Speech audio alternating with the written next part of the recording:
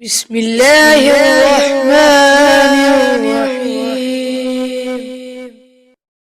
نحمده ونصلی علی رسولہ الکریم اما بعد فاعوذ باللہ من الشیطان الرجیم بسم اللہ الرحمن الرحیم الصلاۃ والسلام علیک یا رسول اللہ وعلی آلک واصحابک یا حبیب اللہ۔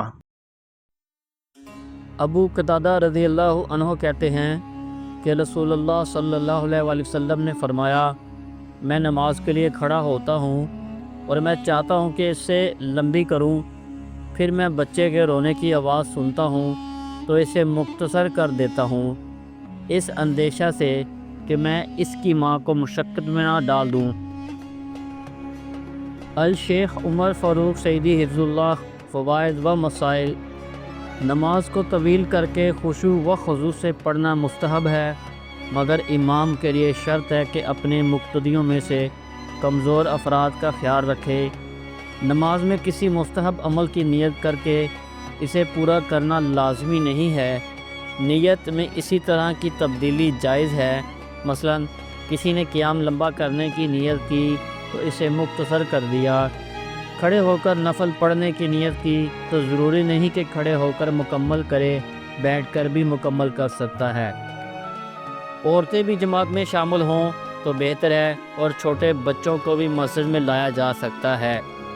نماز کو ہلکا کرنے سے مراد یہ ہے کہ قرأت مختصر اور دیگر اذکار کو مناسب حد تک کم کر دیا جائے، نہ کہ ارکان نماز کو جلدی جلدی ادا کیا جائے۔ فوائد و مسائل از الشیخ حافظ محمد امین حفظ اللہ۔ امام نماز کتنی ہلکی پڑھے؟ ابو قتادہ رضی اللہ عنہ کہتے ہیں کہ نبی اکرم صلی اللہ علیہ وآلہ وسلم نے فرمایا، میں نماز میں کھڑا ہوتا ہوں اور بچوں کا رونا سنتا ہوں تو اپنی نماز ہلکی کر دیتا ہوں، اس ڈر سے کہ میں اس کی ماں کو مشقت میں نہ ڈال دوں۔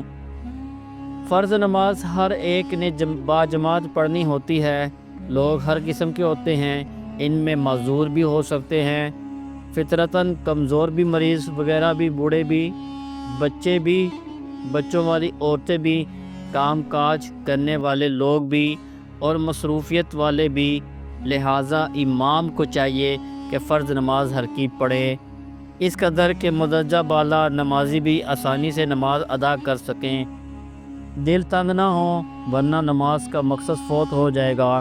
البتہ نفل نماز جو ہر ایک پر ضروری نہیں بلکہ نشاط پر موقوف ہے، اسے مناسب لمبا کیا جا سکتا ہے، مگر اس قدر نہیں کہ نمازی نماز سے بیزار ہو جائے۔ تراویح اگرچہ فرض نہیں مگر امت مسلمہ کا شعار ہے، لہٰذا اس میں بھی تخفیف ضروری ہے۔ اکیلا آدمی اپنی چستی اور نشاط کے مطابق نماز لمبی کر سکتا ہے۔ کسی مقتدی کی تکلیف کے مد نظر یا کسی حادثے کی بنا پر نماز مختصر کی جا سکتی ہے، جیسے حضرت عمر رضی اللہ عنہ کی شہادت کے موقع پر ہوا۔